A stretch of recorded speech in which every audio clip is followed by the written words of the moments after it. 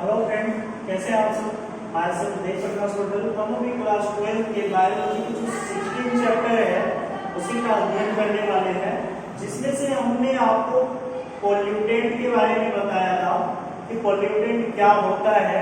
ठीक है, उसके बाद के पोल्यूटेंट के टाइप भी बता दिए थे, किस किस टाइप से होते हैं।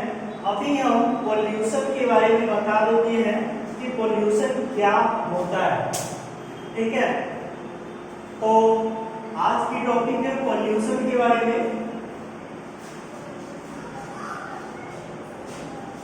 पॉल्यूशन अर्थात प्रदूषण। प्रदूषण है क्या, इसके बारे में जानना है कि प्रदूषण है क्या।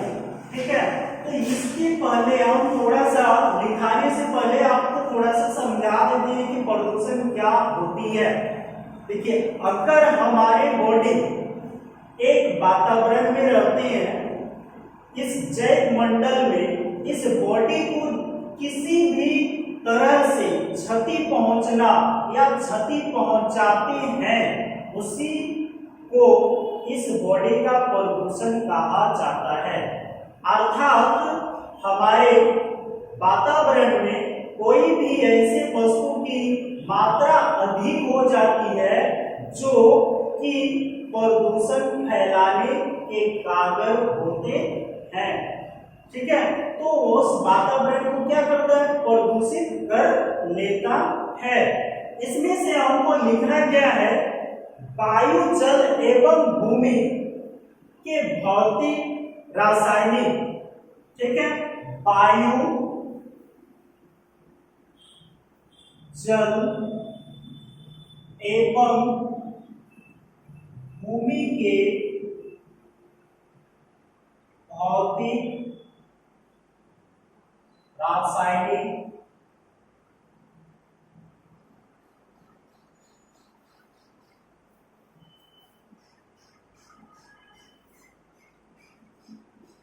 तथा जैविक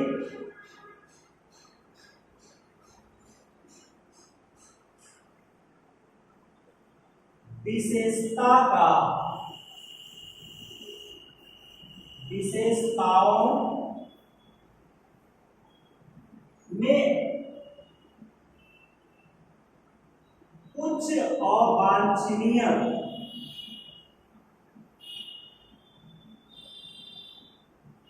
पदार्थ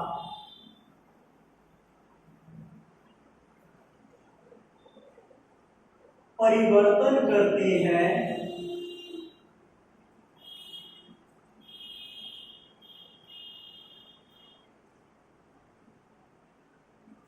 जिससे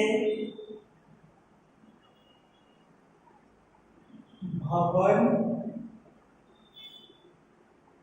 तथा अन्य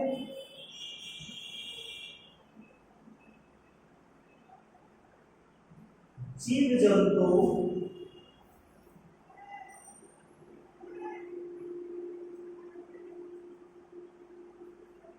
जैसे पौधे,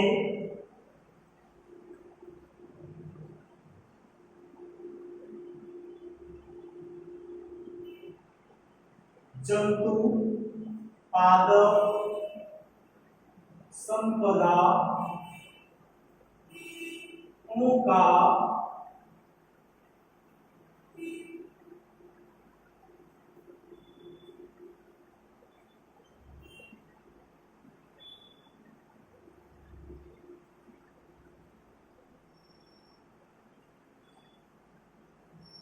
भवन तथा अन्य जीव जंतु, पादप एवं सांस्कृतिक संपदा। सांस्कृतिक संपदा का ह्रास होता है।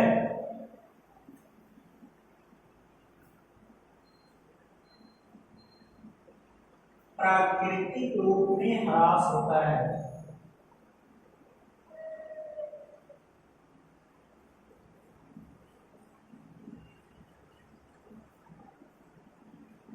उसे प्रदूषण कहते हैं। ठीक है, तो पॉल्यूशन क्या है? वायु, जल एवं भूमि के भौतिक और रासायनिक तथा जैविक विशेषता में कुछ अवांछनीय पदार्थ पाए जाते हैं, वह अवांछनीय पदार्थ परिवर्तन करके भवन तथा अन्य जीव जंतु, पादप एवं सांस्कृतिक संपदा को प्राकृतिक रूप से ह्रास करते हैं, उसे हम प्रदूषण कहते हैं। ठीक है, तो प्रदूषण तो हो गई। प्रदूषण के टाइप, पॉल्यूशन टाइप क्या है? तो पॉल्यूशन के टाइप कितने हैं? पॉल्यूशन के टाइप 5 है। क्या क्या है? नंबर 1 आ जाएगा आपका वायु प्रदूषण,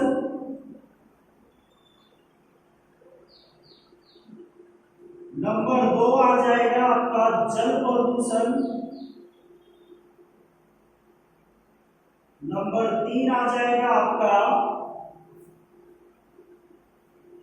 सॉइल इरोजन, मृदा प्रदूषण, लैंड सॉइल पोल्यूशन,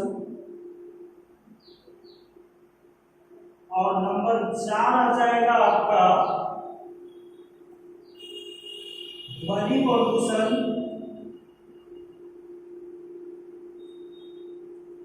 नंबर 5 आ जाएगी आपका रेडियो ध्वनि प्रदूषण।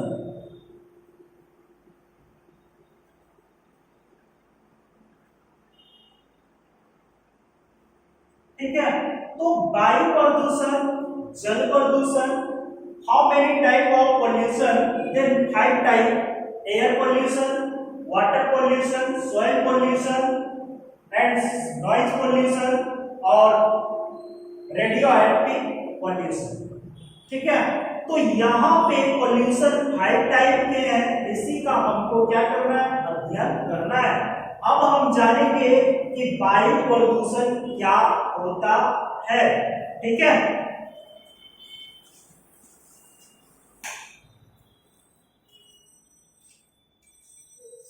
अब हम जानेंगे कि वायु प्रदूषण क्या होती है।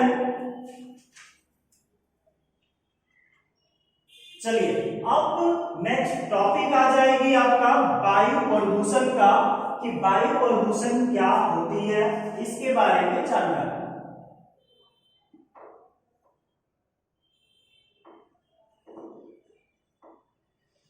तो वायु प्रदूषण क्या है, ये देखना है कि सबसे पहले जो है ना, वायु प्रदूषण में क्या क्या पाया जाता है।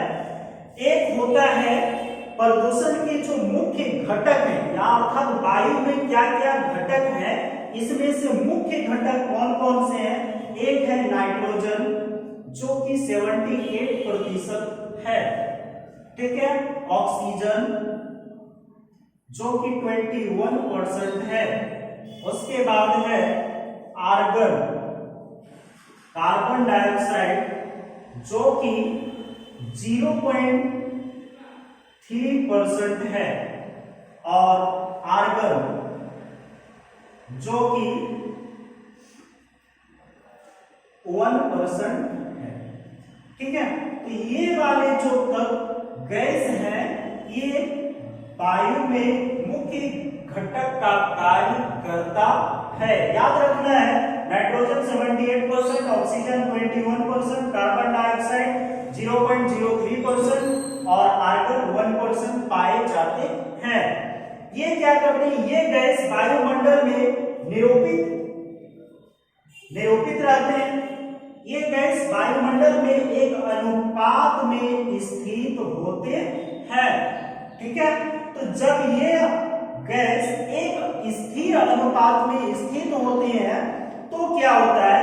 तो लिखना है वायु प्रदूषण के बारे में, तो लिखिए वायुमंडल में भिन्न भिन्न गैस एक निश्चित अनुपात में पाए जाते हैं। वायुमंडल में भिन्न भिन्न गैस एक निश्चित अनुपात में पाए जाते हैं। उपयुक्त सारे गैस, ये जो गैस हैं, ये गैस वायुमंडल और जीवधारियों के बीच वायुमंडल में संतुलित मात्रा में रहते हैं, परंतु मनुष्य के विभिन्न क्रियाकलाप के कारण गैसों का संतुलन बिगड़ जाता है। ठीक है, तो मनुष्य के विभिन्न क्रियाकलाप के कारण क्या होता है, गैसों का जो है संतुलन बिगड़ जाता है, अर्थात इसका अनुपात इसमें, इसका अनुपात इसमें घट-बढ़ हो जाती है, जिसके कारण वायु प्रदूषण होता है। तो एक निश्चित अनुपात में पाए गए वायु चेंज हो जाती है, जिसका अनुपात घट बढ़ जाता है, उस समय कहा जाता है कि वायु प्रदूषित हो गया है। ठीक है, तो वे पदार्थ, फिर यहाँ पे क्या आता है ना कि प्रदूषण, फिर वायु का प्रदूषण क्या है, वायु प्रदूषण क्या है, तो वायु प्रदूषण क्या है, वे पदार्थ होते हैं वायु प्रदूषक जो वायु प्रदूषण के लिए जिम्मेदार होते हैं, वे पदार्थ जो वायु प्रदूषण के लिए जिम्मेदार होते हैं, उसे क्या कहते हैं, वायु प्रदूषण यानी एयर पोल्यूटेंट्स कहा जाता है। क्लियर हो गया। नेक्स्ट है आपका, देखिए वायु प्रदूषक जो होती है ना, वह कुछ ह्यूमन के एक्टिविटी से, जो है ह्यूमन के एक्टिविटी से कुछ क्रियाकलाप होते हैं ह्यूमन के द्वारा, जो कि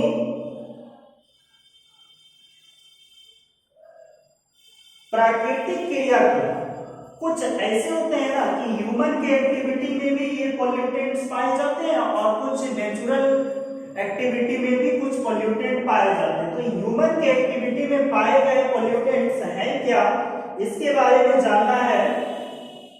जैसे बाष्पीकरण, ह्यूमन के एक्टिविटी में पाए जाने वाले क्या हो जाते हैं, ये वायु प्रदूषक दो टाइप के होते हैं।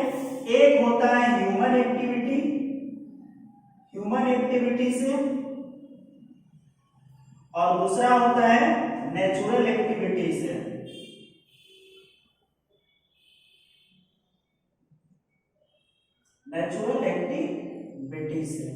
अब यहाँ ह्यूमन एक्टिविटी और नेचुरल एक्टिविटी में क्या होता है ये देखना। तो ह्यूमन एक्टिविटी में क्या होता है, ध्यान से सुनिएगा। एक ह्यूमन एक्टिविटी यानी वेपर, बाष्पीकरण, ठीक है, ये बाष्पीकरण हो गया, जिसको अर्थात फिर दूसरा हो जाएगा स्मोक, धुआं। ठीक है,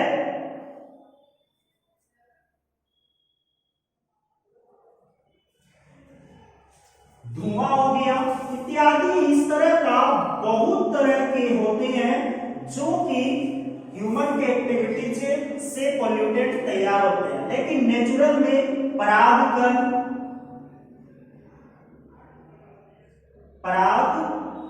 हो गए, जो पराग कोश में पाए जाते हैं, ऐसे आपको हम पढ़ा चुके हैं। ठीक है, तो पराग कोश में उपस्थित होते हैं, वहां से मिलती है परागकण। उसके बाद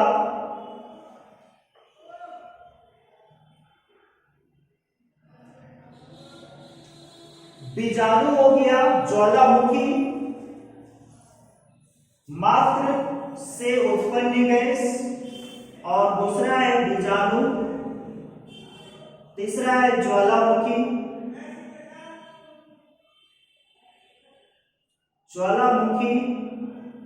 मात्र गैस। इस तरह के प्राकृतिक पोल्यूटेंट्स यानी नेचुरल पोल्यूटेंट्स हैं, और ये ह्यूमन एक्टिविटीज पोल्यूटेंट्स हैं। ठीक है, तो ये क्या करते हैं, ये दोनों मिलके वायु का प्रदूषण बढ़ा देते हैं, अर्थात वायु को पोल्यूटेंट कर देते हैं, पोल्यूशन युक्त कर देते हैं। अब वायु प्रदूषक के जो कुछ रूप होते हैं वो क्या क्या है, एक ड्रॉपलेट्स होते हैं, ठीक है, और एक गैसीय होते हैं। तो इसके बारे में जानना है कि ड्रॉपलेट्स और गैसीय क्या होता है। तो चलिए अब शुरू करते हैं वायु प्रदूषक का रूप।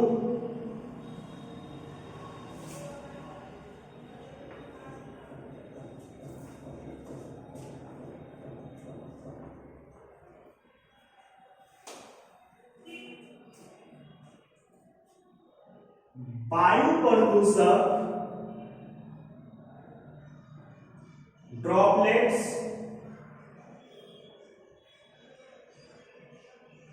एंड गैसेज कणिकीय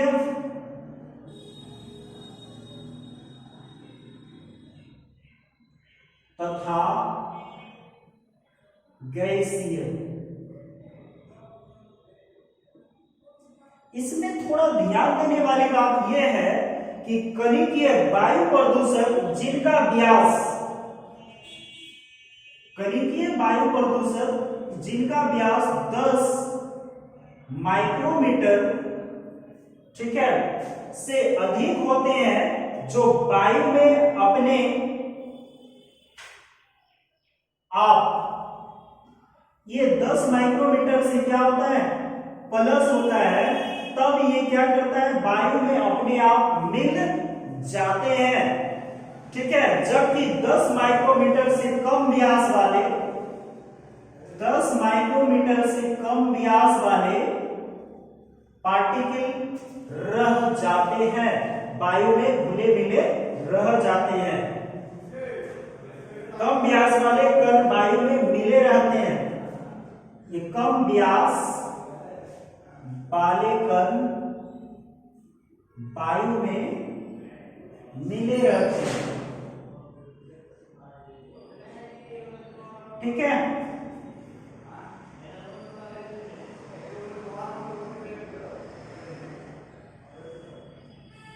उसके बाद है यह लंबे समय तक स्थित रहता है, लॉन्ग टर्म तक रह जाता है कम व्यास वाले।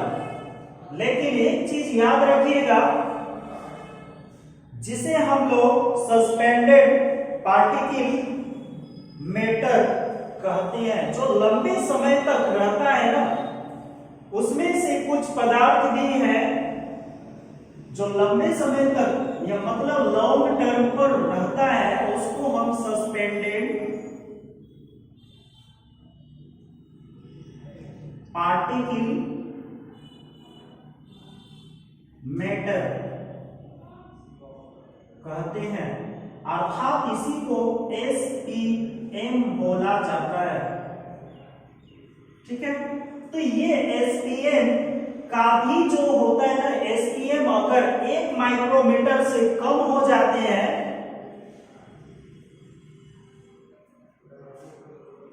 एक माइक्रोमीटर SPM अगर 1 माइक्रोमीटर से कम हो जाते हैं, तो कम होने पर इसको एरोसोल कहा जाता है। एरोसोल कहलाते हैं। 1 माइक्रोमीटर से SPM की मात्रा अगर 1 माइक्रोमीटर से कम हो तो एरोसोल कहलाता है, और अगर 1 माइक्रोमीटर से अधिक हो तो वह धूल कण कहलाते हैं, और 1 माइक्रोमीटर से अधिक हो तो वह धूल कण कहलाते हैं, ठीक है। तो ये क्या है, ध्यान से इसके बारे में लिख लीजिए। ड्रॉपलेट्स का कणिकीय वायु प्रदूषक जिनका व्यास 10 माइक्रोमीटर से अधिक होता है, जो वायु में अपने आप चले जाते हैं, ठीक है। जबकि 10 माइक्रोमीटर से कम व्यास वाले कण वायु में मिले रहते हैं, जो लंबे समय तक निलंबित रूप में उपस्थित होता है। इसीलिए इसको सस्पेंडेड पार्टिकल मैटर कहा जाता है, SPM। तथा SPM अगर 1 माइक्रोमीटर से कम होते हैं तो वह एरोसोल कहलाता है, एवं 1 माइक्रोमीटर से अधिक होने पर वह धूल कण के रूप में दिखाई देते हैं, ठीक है। अब हम लोग जानेंगे कि एयर पोल्यूशन का सोर्स क्या है और क्या इफेक्ट पड़ता है। चलिए तो शुरू करते हैं सोर्स के बारे में।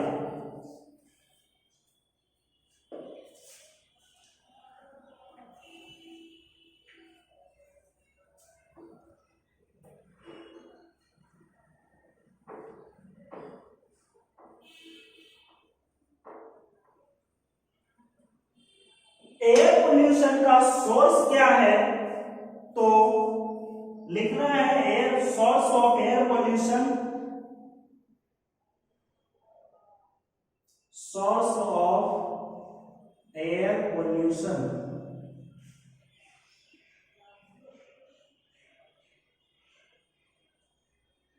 Source and effect of air pollution.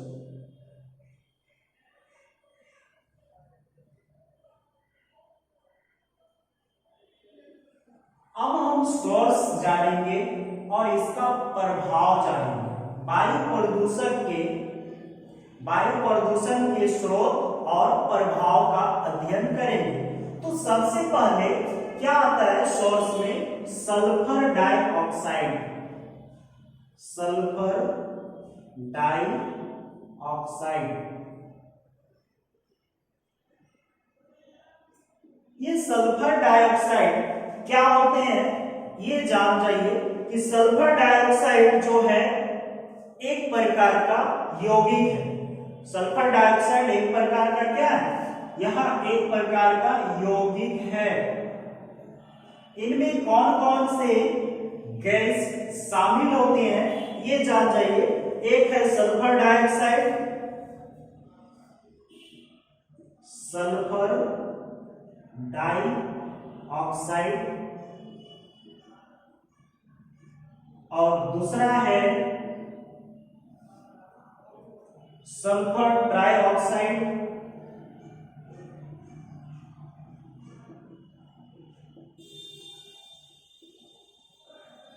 और तीसरा है हाइड्रोजन सल्फाइड।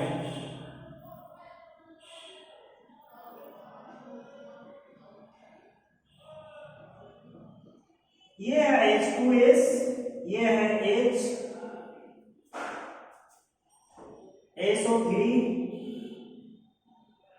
उसके बाद है ये SO2। अब इसी से क्या होता है इफेक्ट में, ध्यान से सुनिएगा और लिखिएगा भी कि sulphur dioxide, sulphur trioxide, hydrogen sulphide को औद्योगिक मतलब उद्योग में औद्योगिक एवं तेल शोधक कारखानों, जीवाश्म ईंधन के जलने और तथा बिजली पैदा करने वाले संयंत्र से मुक्त होती है। ठीक है। सल्फर डाइऑक्साइड स्टोमेटा के द्वारा, पौधे में पत्तियां होती है, जो सल्फर डाइऑक्साइड स्टोमेटा के द्वारा पौधे के पत्तियों में प्रवेश कर तुरंत जल में घुल जाते हैं और जल में घुलकर सल्फाइड SO3-2 आयन उत्पन्न करता है और बाइसल्फाइड आयन के रूप में बदल जाते हैं। सल्फाइड या बाइसल्फाइड पत्तों की कोशिका के लिए एक पॉइजन का कार्य करते हैं। ठीक है। पत्तों में उपस्थित कोशिका एवं पिगमेंट जो क्लोरोफिल है को नष्ट कर दिया जाता है। SO2 के कारण अर्थात सल्फर डाइऑक्साइड के कारण आंखों में जलन तथा अस्थमा जैसे बीमारी उत्पन्न होते हैं। बहुत सारे हैं लेकिन दो लिखे हैं, आंखों में जलन होती है और अस्थमा जैसी बीमारी होती है। ठीक है।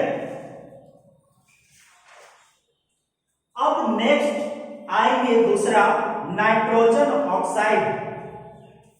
इसी में दूसरा आएगा नाइट्रोजन ऑक्साइड।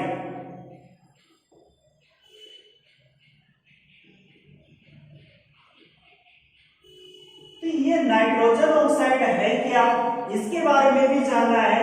नाइट्रोजन ऑक्साइड में नाइट्रिक अम्ल और नाइट्रोजन ऑक्साइड उपस्थित होते हैं। ठीक है, नाइट्रिक अम्ल और नाइट्रोजन ऑक्साइड, एक है नाइट्रिक अम्ल और नाइट्रोजन ऑक्साइड। नाइट्रोजन ऑक्साइड पाए जाते हैं। जब ये दोनों पाए गए, नाइट्रिक अम्ल और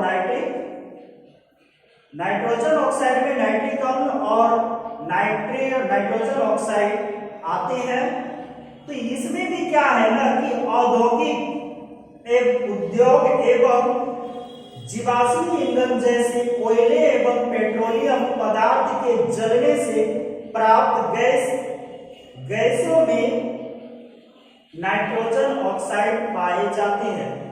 ठीक है, तो नाइट्रोजन ऑक्साइड कहां पाया जाता है? नाइट्रोजन ऑक्साइड पाया जाता है औद्योगिक एवं जीवाश्म ईंधन के जलने, जैसे कोयले पेट्रोलियम के जलने से जो गैस मुक्त होती है, उस गैस में नाइट्रोजन ऑक्साइड भी मुक्त होते हैं। नाइट्रोजन ऑक्साइड रंगहीन नाइट्रिक ऑक्साइड तथा लाल भूरे रंग की नाइट्रोजन ऑक्साइड मुख्य वायु प्रदूषक है।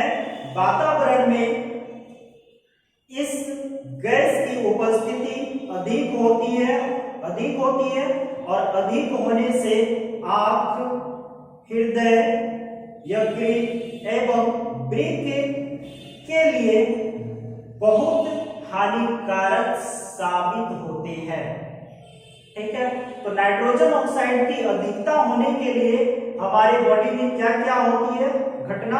आंख में, हृदय में, यकृत में, वृक्क में, ये सब में हानिकारक प्रभाव पड़ते हैं। पर ऑक्सीएसिटिक नाइट्रेट के बनने से सहायक होते हैं। ये नाइट्रोजन जो है, नाइट्रोजन की उपस्थिति में पर ऑक्सीएसिटेट नाइट्रेट बनने का कार्य करता है, जिसको PaN से सूचित करते हैं। ठीक है, तो ये नाइट्रोजन क्या करते हैं? PaN को बनाने का कार्य करता है, जो कि वायु प्रदूषण में प्रदूषक का कार्य करते हैं। चलिए, अब तीसरा है कार्बन मोनोऑक्साइड। तीसरा है कार्बन मोनोऑक्साइड। अब कार्बन मोनोऑक्साइड क्या है ये जान जाइए। वातावरण में उपस्थित, लिखना शुरू कर दीजिए, वातावरण में उपस्थित कार्बन मोनोऑक्साइड तथा कार्बन मोनोऑक्साइड की मात्रा 90% होती है। ठीक है, प्राकृतिक स्रोत से मिलते हैं, मतलब वातावरण में जो है ना, ये जो है हमारे इन्वायरमेंट में 90% कार्बन मोनोऑक्साइड कहां से मिलते हैं? नेचुरल मिलते हैं, नेचुरल प्राप्त होती है। कार्बन मोनोऑक्साइड 90% नेचुरल प्राप्त होती है, जबकि 10% ह्यूमन के द्वारा प्राप्त होती है, आर्टिफिशियल। 10% क्या है? आर्टिफिशियल है। ठीक है, अब ये क्या करते हैं? अब जैसे आप तो जानते ही होंगे कि अभी स्वचालित वाहन है, स्वचालित वाहन जैसे मोटर साइकिल हो गया, ठीक है, कार हो गया, ये सब क्या करते हैं? कार्बन मोनोऑक्साइड देते हैं। तो लिखना शुरू कीजिए, वातावरण में उपस्थित कार्बन मोनोऑक्साइड CO ब्रैकेट में रखिएगा कि 90% मात्रा प्राकृतिक स्रोत से मिलता है तथा 10% कार्बन मोनोऑक्साइड ईंधन पदार्थ मुख्यतः कोयला के जलने से तथा त्वचा जलने से तथा स्वचालित वाहनों के चलने से उत्पन्न होते हैं एवं कार्बनिक पदार्थ के आधे जलने से वातावरण में मिलता है। तो स्वचालित वाहन चलेंगे तो भी 10% में आ जाएगा, कोयले के जलने से भी, और कुछ कुछ ऐसे पदार्थ होते हैं जो आधे जलते हैं उससे भी प्राप्त होती है। तो कार्बन मोनोऑक्साइड मनुष्य के रक्त में उपस्थित हीमोग्लोबिन से क्रिया करने की क्षमता ऑक्सीजन से 250 गुना अधिक होती है। यहाँ पे पॉइंट है कि रक्त यानी आरबीसी में haemoglobin, RBC red blood cell, तो आरबीसी से 250 गुना अधिक क्रियाशील होते हैं।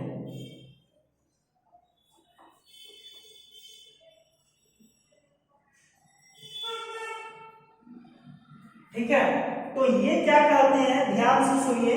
कार्बन मोनोऑक्साइड मनुष्य की रक्त में उपस्थित हीमोग्लोबिन से क्रिया करने की क्षमता ऑक्सीजन से 250 गुना अधिक होती है। मतलब ऑक्सीजन में जो ब्लड के साथ प्रतिक्रिया होती है उससे 250 गुना अधिक होती है। उसके बाद है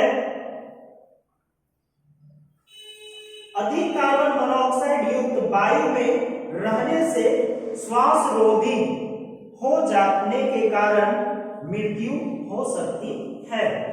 अब क्या है, अतः कभी भी सर्दियों में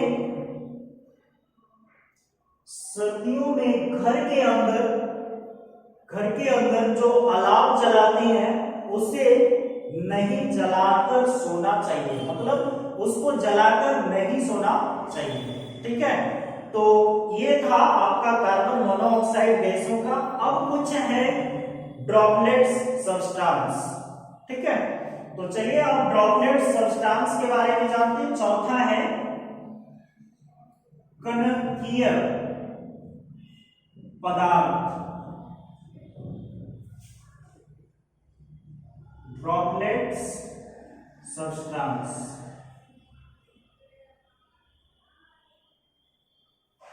अब हम लोग ड्रॉपलेट सब्सटेंस के बारे में जानेंगे क्या है। तो ड्रॉपलेट सब्सटेंस जो है ना, एक प्रकार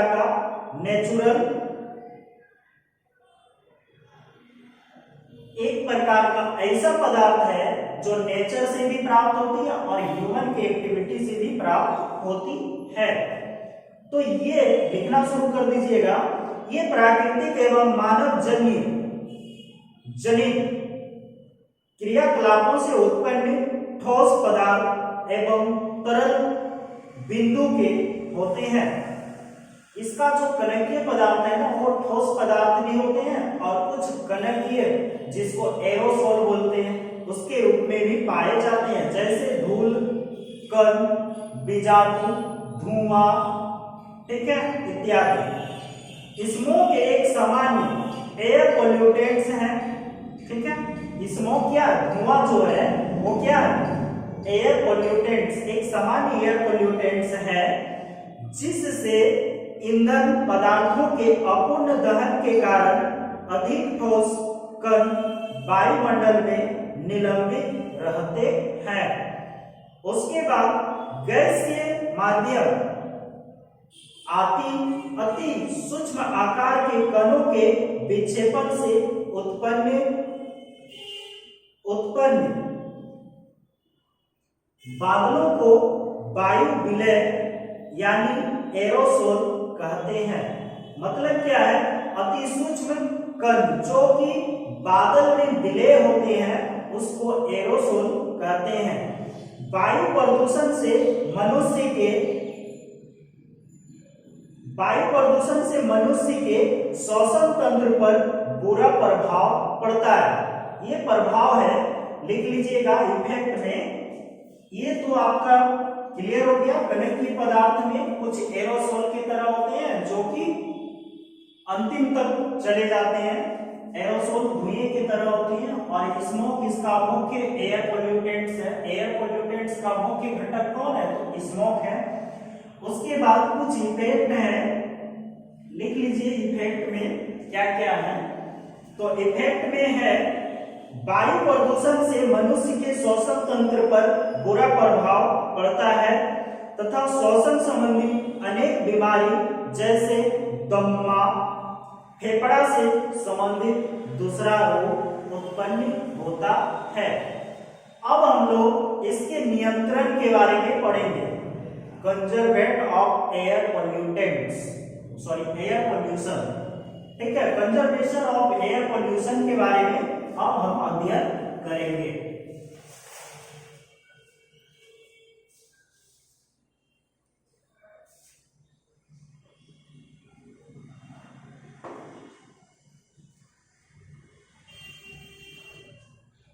कंजर्वेशन ऑफ एयर पोल्यूशन क्या है?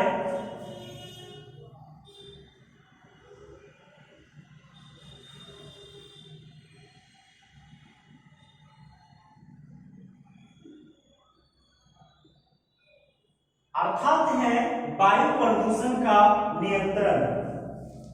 वायु प्रदूषण का नियंत्रण। अब हम लोग वायु प्रदूषण के नियंत्रण के बारे में पढ़ेंगे, कैसे कैसे नियंत्रित किया जा सकता है। तो देखिए, वायु प्रदूषण का नियंत्रण है सबसे पहले स्वचालित वाहनों से उत्पन्न धुएं को निर्वात नाल पर छन्नक, फिल्टर, ठीक है, तथा पश्च ज्वलक, आफ्टर बर्नर आदि लगाकर कम किया जा सकता है, ठीक है। पेट्रोल में बेरियम यौगिक डालने से धुआं कम निकलेगा, इससे भी हम पोल्यूशन को रोक सकते हैं, पहला पॉइंट। दूसरा पॉइंट है पेट्रोल से लेड तथा सल्फर को निकालकर इनके कारण होने वाले प्रदूषण को कम किया जा सकता है, ठीक है। तो लेड और सल्फर को अगर निकाल लिया जाए पेट्रोल से तो इनके कारण होने वाले प्रदूषण को कम कर लिया जाएगा। उसके बाद क्या है, वायु प्रदूषण के नियंत्रण हेतु कैटालाइटिक कन्वर्टर को प्रयोग द्वारा सुनिश्चित किया जा सकता है, अर्थात जाना चाहिए, सुनिश्चित किया जाना चाहिए। रेल यातायात में कम से कम कोयला और डीजल का प्रयोग तथा अधिक मात्रा में बिजली का प्रयोग होना चाहिए। चौथा पॉइंट है कारखानों की चिमनियों को समुचित ऊंचाई पर होनी चाहिए तथा चिमनियों में स्थिर विद्युत अवक्षेपण प्रयोग द्वारा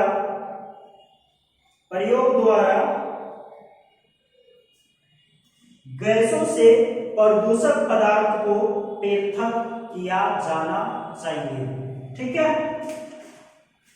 और एक पांचवा पॉइंट है वनोन्मूलन को कम करना चाहिए, अधिक से अधिक पौधे लगाना चाहिए, ठीक है।